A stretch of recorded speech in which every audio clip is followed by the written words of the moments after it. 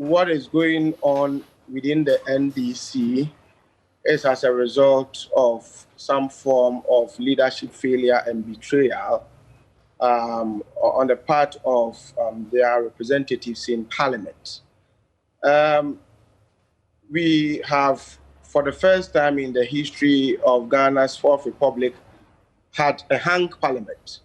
Whether you like it or not, regardless of how you interpret it, it's 137 plus one independent candidate. Since 1992, it's always happened that whoever wins the presidency gets a convincing majority in Parliament. And so Parliament becomes under the control of the executive arm of government. And so if you look at the new presidential system of government that we are now operating, that combines the features of the parliamentary system and the presidential system together, that says that some members of parliament would have to also be appointed as ministers.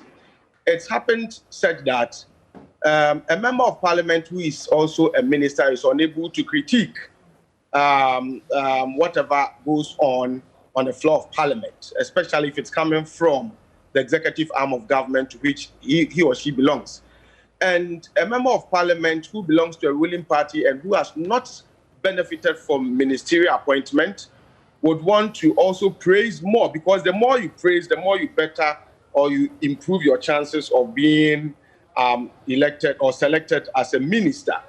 Now, don't forget that anytime these things go on, you would always have the minority, and the minority's influence within parliament has always been confined to the belief or the practice that they can always have their say, but they will always not have their way. And so, number one, the minority is cut into size. They cannot influence anything. The majority would always praise the government. So that the more you praise, the more you, if you don't have a ministerial appointment, the more you praise, the more you improve your chances of being selected. And the one who is a minister and also a member of parliament is unable to critique, and so they would always also praise. Now, because of that, Parliament from 1992 has always rubber-stamped the decisions of the executive arm of government. I think Ghanaians were aware of this. That's how come they voted for the kind of parliament that we have today, a hung parliament. That now makes it mandatory for parliament to assert its role as a countervailing authority to the powers of the executive arm of government.